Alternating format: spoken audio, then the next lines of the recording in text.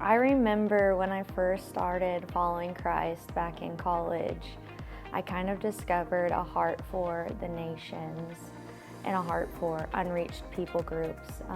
And from there on out, it kind of started developing as short-term mission trips that I would take in college, come back to the States. And I remember, thinking back on those trips of like, man, like missions is gonna play a part in my life. I just didn't know in what capacity. Fast forward, graduated college, and again was serving in short-term capacities overseas.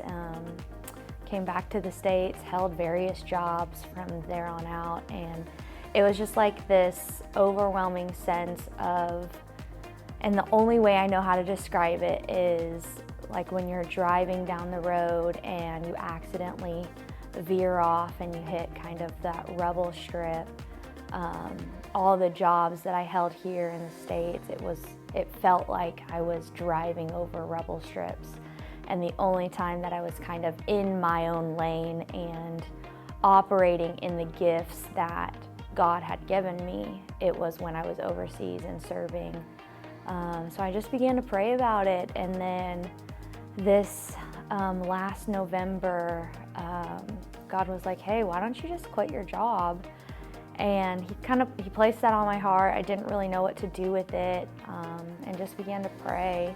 And just as time went on, he did a work in my heart. I ended up quitting my full-time job, left corporate America, and began to start this journey of becoming a full-time missionary. And that's so crazy to say, but that's kind of the process and the journey that it looked like.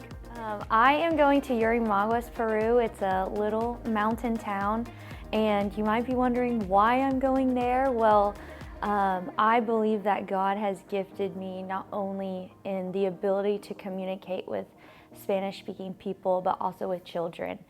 And in Yurimaguas, there's not a lot for the kids to do there. So you can find kids from the age range of 4 all the way to the teens, and there's no playgrounds, there's no parks, there's no soccer fields. And so the mission is to go and work with these youth kids, present them the gospel, and build relationships with them and with their parents.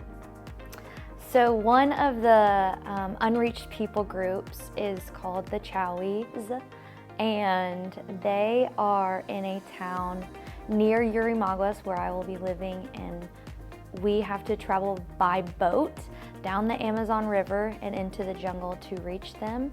And we go there weeks at a time. They do not have the Bible in their own native tongue, and so we bring them stories and we teach them stories from the Bible.